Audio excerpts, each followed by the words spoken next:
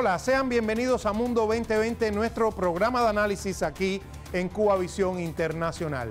Cuando Estados Unidos y sus socios de Occidente no logran un objetivo o sencillamente desean coaccionar a quienes actúen o dispongan un camino diferente al suyo, acuden a la aplicación de medidas coercitivas, chantajes, sanciones e incluso bloqueos económicos, financieros y comerciales. El empleo de instrumentos de poder económico para objetivos políticos subversivos dirigidos a derrumbar gobiernos que se le oponen a sus designios, ocasionando graves daños humanos, deviene actualmente en una retórica común de las potencias occidentales. Les propongo abordar con mirada 2020 las consecuencias de esta retórica de sanciones, no solo para las naciones y pueblos a los cuales se dirigen, sino para la comunidad internacional en general, pues muchas veces dichos instrumentos coercitivos devienen en verdaderos bumeranes contra la propia población de quienes las imponen. Para ello hemos invitado al doctor en ciencias Luis René Fernández Tavío, profesor e investigador del Centro de Investigaciones de la Economía Internacional de la Universidad de La Habana. Acompáñenos.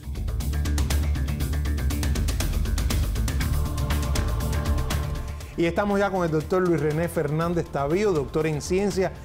Profesor, muy agradecido por tenerlo nuevamente acá y más para abordar un tema tan complejo y por supuesto de atracción para toda nuestra teleaudiencia como son las medidas coercitivas y las sanciones unilaterales como medida de castigo. El empleo de estas medidas por parte de grandes potencias contra un país no es nuevo, profesor. En la política internacional se ha venido en los últimos años imponiendo ese uso de sanciones unilaterales y por ello es que le propongo empezar por definir brevemente en qué consiste, cómo podemos identificar este tipo de medidas coercitivas, con qué finalidad se están aplicando y cuáles serían los antecedentes históricos más reconocibles a manera de algunos ejemplos que nos pueda usted citar. Su aplicación excluye, por ejemplo, el uso de las intervenciones militares en las distintas variantes o de qué elementos se parte para el diseño de estas medidas coercitivas. Bueno, un placer estar aquí con ustedes. Realmente es muy útil para mí tener estos intercambios con este programa en particular. Vamos a empezar al revés. No es algo nuevo, como se decía, y estos instrumentos se usan en la actualidad de una manera, vamos a decir, distinta, porque se les da más posibilidades a partir de todo el fenómeno de la globalización y de la creación de redes que se corresponden desde el punto de vista tecnológico y que hacen que las transacciones financieras y económicas puedan ser seguidas en tiempo real, lo que le da mucha mayor posibilidad que la que podían tener en otros momentos históricos. Siempre se ha usado el instrumento económico con fines políticos, de política exterior, puede decirse también de geopolítica, pero ahora se les llama geoeconómico para distinguir de las acciones propiamente militares que van enfocadas en la ocupación de territorios, en la guerra.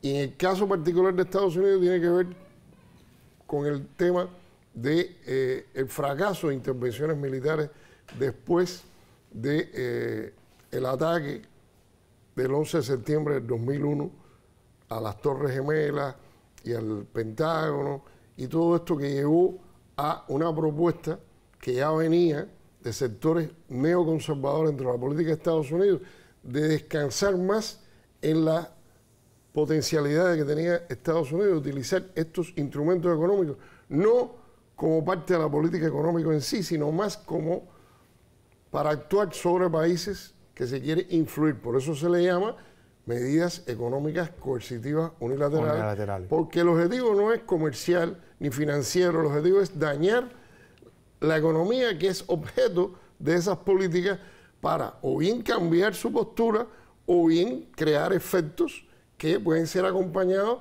con otros instrumentos de política.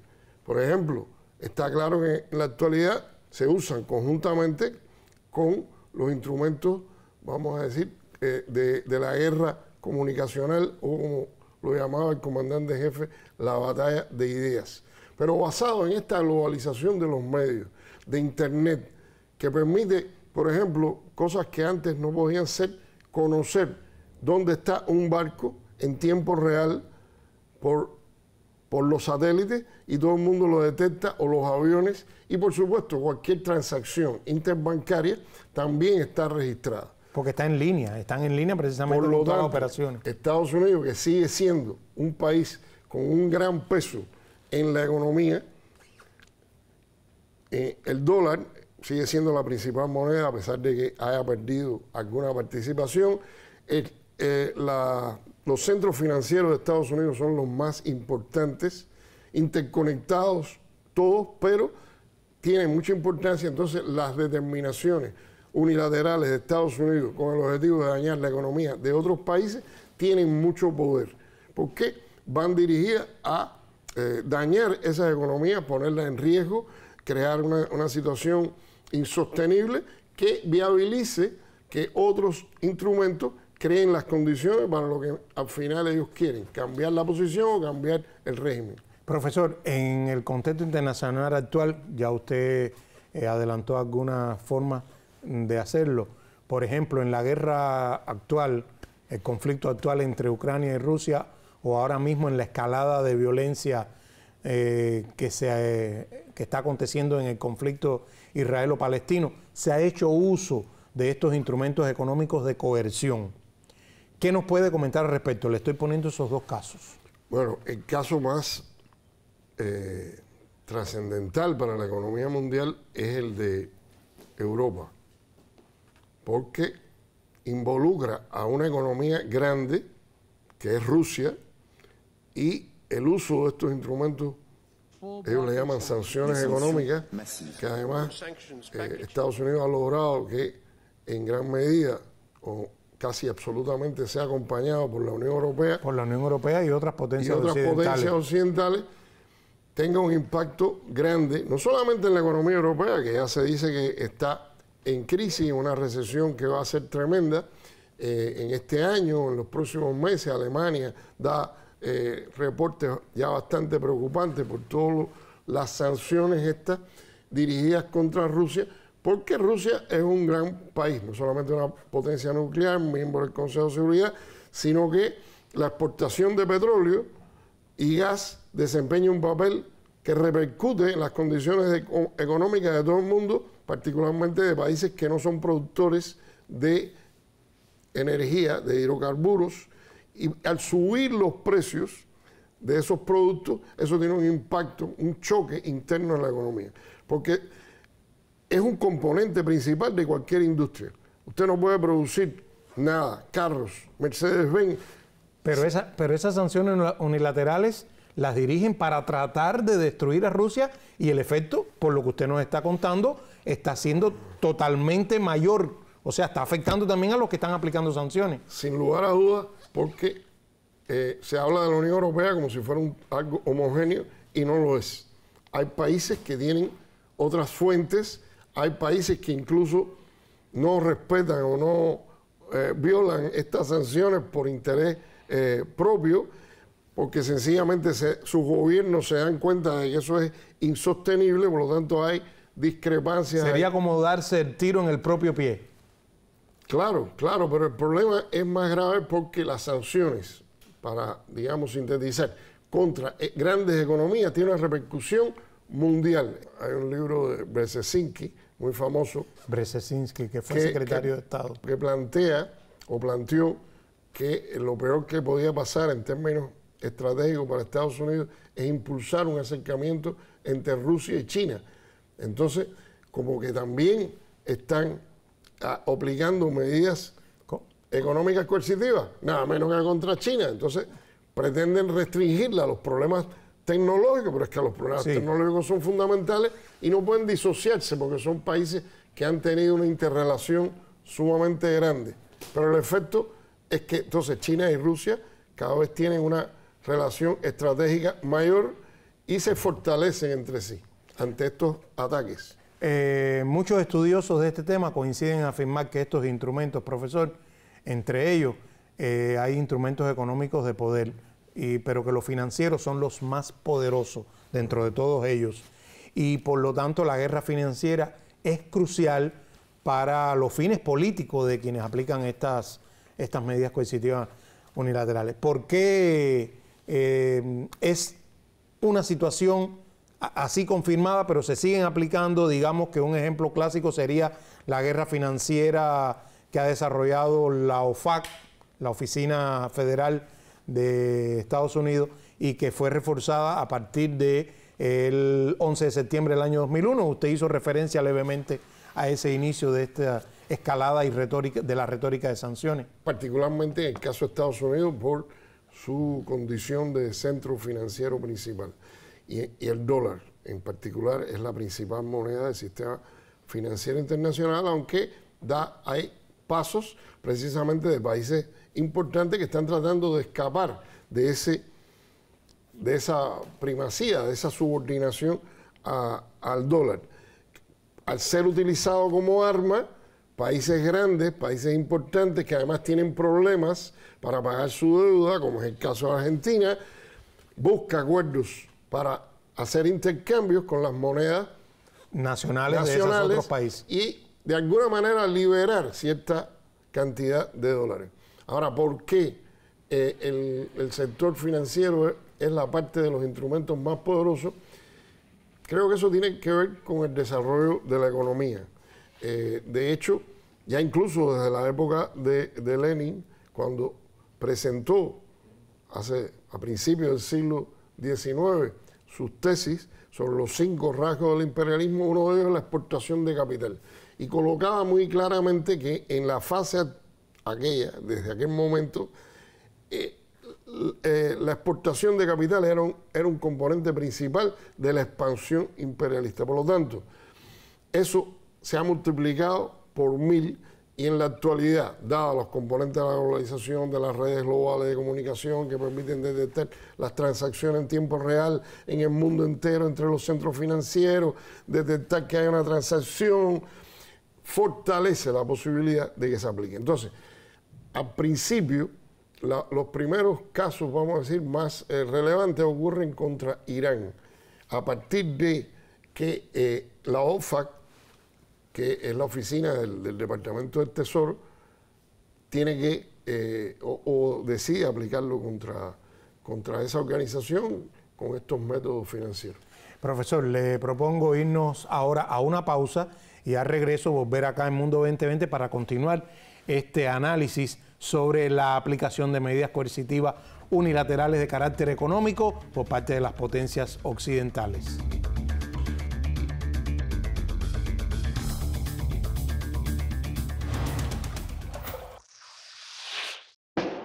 Me gusta viajar al pasado para hacerle preguntas.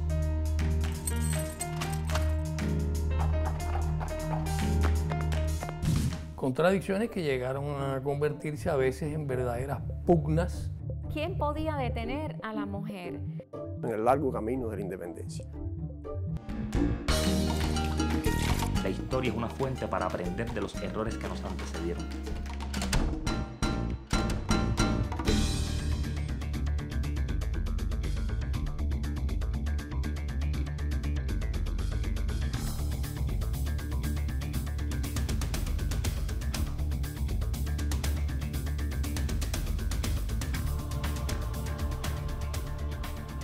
Estamos de vuelta en Mundo 2020. Diversos analistas consideran que las sanciones unilaterales demuestran el afán de las potencias por castigar a estados que agravian el llamado Estado basado en reglas que Occidente pretende imponer en sus propósitos unipolares. Pero a la vez se reconocen que en la mayor parte de los casos el empleo de sanciones comerciales e incluso financieras no suelen ni disuadir ni hacer retroceder a quienes valientemente optan por un camino propio para avanzar, tal como lo expuso George Shultz, ex secretario de Estado y del Tesoro de Estados Unidos, quien no solo la califica como mala idea desde el punto de vista diplomático, sino que básicamente nunca ha funcionado. Incluso el mero hecho de que por lo general las sanciones impuestas tengan que hacerse extensivas a terceros países para intentar alcanzar sus propósitos, demuestra que las restricciones originales ni funcionan ni son eficaces. Han sido muy pocas las ocasiones en que la retórica de sanciones unilaterales ha emergido como un mecanismo idóneo, aunque daños sí ocasiona, severos, gravísimos como los que sufren los pueblos de Siria, Irán, Corea Democrática, Venezuela o Cuba, víctima de un bloqueo genocida por más de 6 décadas. Recuerden buscarnos en las redes sociales. Nuestras direcciones las tienen debajo en sus pantallas. Volvemos ahora con nuestro invitado, el doctor en ciencias, Luis René Fernández Tavío. No se vayan.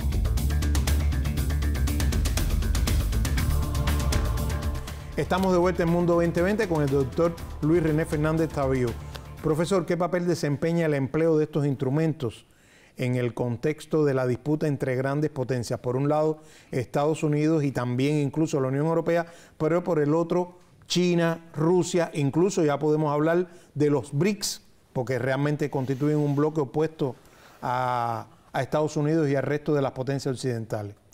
Bueno, yo creo que es parte de una guerra y por eso a mí me gusta hablar de guerra económica que está acompañada por dos guerras ya en dos espacios geográficos y esto hace que la situación de predecir qué puede pasar es muy difícil. Es una situación turbulenta. Los efectos son tremendos. Hay una fragmentación o hay síntomas de fragmentación de la economía. Hay crecimiento más lento del comercio en sentido general, crecimiento más lento de las economías en general, no solamente de los que son objeto de esa agresión, sino en general. Y entonces todo esto dibuja un escenario mucho más difícil. Hay crecimiento de la inflación, esto se puede disparar todavía más a partir de que haya una decisión, por ejemplo, de países productores del Medio Oriente de que decidan reducir la exportación de petróleo y suban los precios del petróleo a más de $100 el barril. Podemos imaginar el impacto que eso tendría, anuncios de crisis, es decir, es un momento explosivo. Recordamos que el Papa dijo que ya estamos en la Tercera Guerra Mundial y nadie quiere hablar de eso porque realmente es muy duro. Le propongo detenernos en el caso específico de Estados Unidos porque usted escribió un artículo titulado Estados Unidos, Geoeconomía y el balance de poder global. Ahí usted afirma, profesor, que se espera que en el mediano y largo plazo las políticas de guerra por otros medios, la guerra económica o guerras no convencionales, tengan un efecto desfavorable para Estados Unidos en el balance mundial de la fuerza, en la declinación relativa de su poder frente al ascenso de otras fuerzas en las relaciones internacionales, tanto en las disputas entre las mayores potencias como en los procesos regionales de emancipación. ¿Por qué? ¿Cómo se expresaría eso, esa apreciación en hechos concretos? Bueno, es un fenómeno de acción y reacción. En la medida que Estados Unidos, a partir de estas condiciones específicas, de este nivel de conflicto, utiliza más intensamente los instrumentos económicos de poder, sobre todo contra grandes potencias, hay un efecto contrario que busca reducir las vulnerabilidades creando estructuras e instituciones alternativas que deben ir tomando terreno. O sea, hay un consenso entre muchos especialistas e incluso autores dentro de Estados Unidos que plantean eso, porque los países, el BRICS, se discute el tema, probablemente en Rusia el próximo año en la reunión esto sea un elemento, propuestas de crear alternativas al sistema monetario y financiero.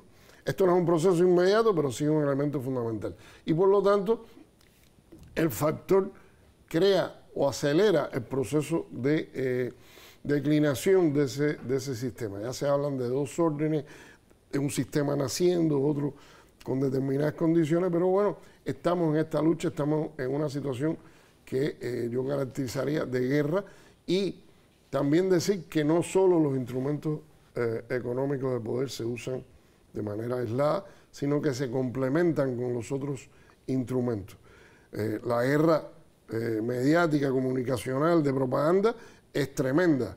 El uso de la mentira, de la manipulación, acompaña la justificación de políticas que entonces hacemos esto, intervenimos aquí y allá, por razón de los elementos estos que se plantean en los medios, que además son dominados y crean una imagen de lo que está ocurriendo, y a partir de ahí justifican agresiones militares indirectas, preferiblemente para Estados Unidos, guerras proxy. Ellos ahora tienen un poco de preocupación de no intervenir con sus propios soldados por la repercusión que puede tener el marco electoral. Es decir, son muchos elementos que creo que no tendríamos tiempo, pero... Sería también un tema importante para otro programa, abundar un poco más.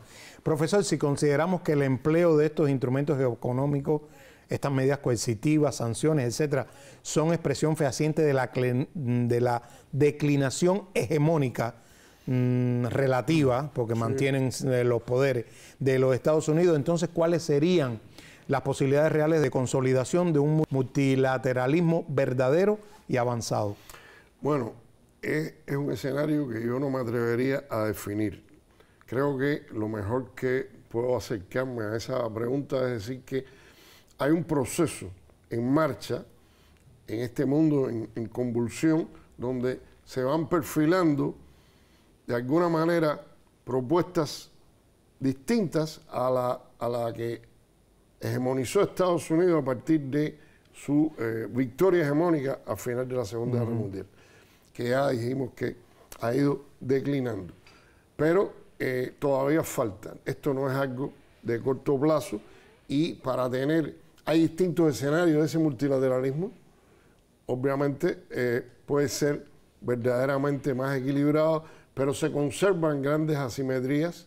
Incluso dentro de los BRICS hay diferencias en cómo enfocar el problema. Cuando se reúnen los países del sur no hay un acuerdo unánime en cómo enfrentar. Hay posiciones antiimperialistas, hay posiciones que tienen otro carácter, y entonces hay que buscar el terreno común para ir configurando eso. Creo que va a llevar tiempo y es un camino largo. No creo que, yo por lo menos no soy del criterio, no se aventura a dar una... de que esto es algo que ni que lo estamos viviendo ni que va a ser algo del corto plazo. Más bien del mediano, largo plazo se pueden ver los resultados para una reconfiguración. Y quizás el final de esta guerra, la que está ocurriendo en Europa, y el conflicto en el Medio Oriente, si no surge otro, deben crear el balance de fuerzas que pueda crear las condiciones para ese nuevo orden que todos soñamos. Profesor, durante más de 6 décadas, Estados Unidos le ha aplicado a Cuba un férreo bloqueo económico, financiero y comercial. ¿Cómo se inserta en este debate ese bloqueo a Cuba, que forma parte de toda esa gran gama de medidas coercitivas y sanciones unilaterales, en este caso de Estados Unidos, pero también de todo el occidente? Bueno, muy interesante esa pregunta, y creo que lo que más se ve muy claramente cuando hablamos aquí de política de Estados Unidos de máxima presión. Hablamos de bloqueos recrudecidos, y a veces, bueno, el bloqueo lleva 60 años, muchas generaciones han vivido en el mismo, sí, pero es que hay algo cualitativamente distinto que empieza a desarrollarse a partir de las medidas que se toman por la administración de Donald Trump desde 2017. Y precisamente esas medidas específicas dirigidas a los componentes más vulnerables de la economía cubana son las que estamos viviendo. Es decir, que precisamente Cuba ha tenido una cruel, criminal experiencia de, en un momento sumamente difícil por razones ajenas, internacionales, de precisamente la coyuntura, todo lo que está pasando, la pandemia, repercute. Estados Unidos entonces ha aplicado las medidas más difíciles, combinadas todas para asfixiar la economía cubana y crear condiciones para el cambio de régimen, complementado con la propaganda, con las redes globales, con la subversión, con el financiamiento que ha seguido. Y entonces todo es un sistema. Pero, sin duda, digamos, el instrumento económico se está utilizando como un instrumento de fuerza intensivo y muy especializados buscando cuáles son las fuentes de ingresos. El turismo, vamos a dañar el turismo. Y en el caso de Venezuela, le traigo ese otro ejemplo porque le aplicaron sanciones y medidas muy severas hace ya unos 5 o 6 años, pero recientemente les han quitado algunas. ¿A qué se debe? ¿Por qué razón? ¿Cuál es la estrategia entonces de esa retórica de sanciones en este caso de Venezuela? Bueno, creo que no tendríamos tiempo, pero si apreciamos el escenario actual y decimos que los precios del petróleo son una variable clave para la economía mundial, hay otros factores, pero ese es clave. Yo diría que fundamental es que reactivar la producción de petróleo en este momento es un instrumento que va dirigido a evitar que los precios del petróleo se disparen, con una consecuencia terrible sobre la economía mundial y que Estados Unidos no lo puede evitar. ¿Concordará conmigo entonces que es una muestra más del doble rasero de esas medidas y sanciones coercitivas unilaterales? Por supuesto, deben ser que los asesores deben haberle dicho, aunque ya dije que esto es más complicado, tiene otras variables, pero en este caso parece casi evidente que están preocupados de que los países árabes y con la OPEP se pongan de acuerdo y reduzcan la oferta de petróleo y el precio del petróleo suba. Vuelva a subir aún más. Sí, pero es que recordemos que las elecciones son en 2024. Ya. Y la cosa está dura. Entonces, si además de eso tienen una profunda crisis, también en Estados Unidos, porque nada más que cualquier movida de esta naturaleza es explosiva para todo el mundo, pero también para ellos están tratando de paliarlo, evitarlo, minimizarlo. Creo que ese es el factor fundamental, sin excluir otros que no tenemos tiempo de... Bueno, muy agradecido, profesor, nuevamente por tenerlo acá y por todos los elementos que nos ha aportado para el análisis de este interesante y necesario tema de las sanciones y medidas coercitivas unilaterales por parte de Occidente, en particular de Estados Unidos, contra el mundo. En instantes estamos de vuelta en Mundo 2020. Pese a lo destructiva que puede resultar la retórica de sanciones y medidas coercitivas unilaterales que aplican Estados Unidos y las potencias occidentales, el afán por continuar instaurándolas prosigue y crece, al punto de que en estos momentos suman más de 13.000 las sanciones diferentes que la Unión Europea y Washington mantienen contra Rusia, más que todas las aplicadas contra Irán, Siria o el bloqueo contra Cuba juntos. Lo más grave es que dichos instrumentos ya atentan contra la seguridad y la estabilidad de la comunidad internacional. No basta con obstaculizar créditos bancarios, transacciones comerciales, sino que se añaden la subversión, la manipulación y dobles raseros mediáticos y el bloqueo del empleo de las modernas tecnologías y las comunicaciones a gran parte del sur global, aunque este podría ser un tema para otro programa. Nos vemos en una próxima entrega de Mundo 2020.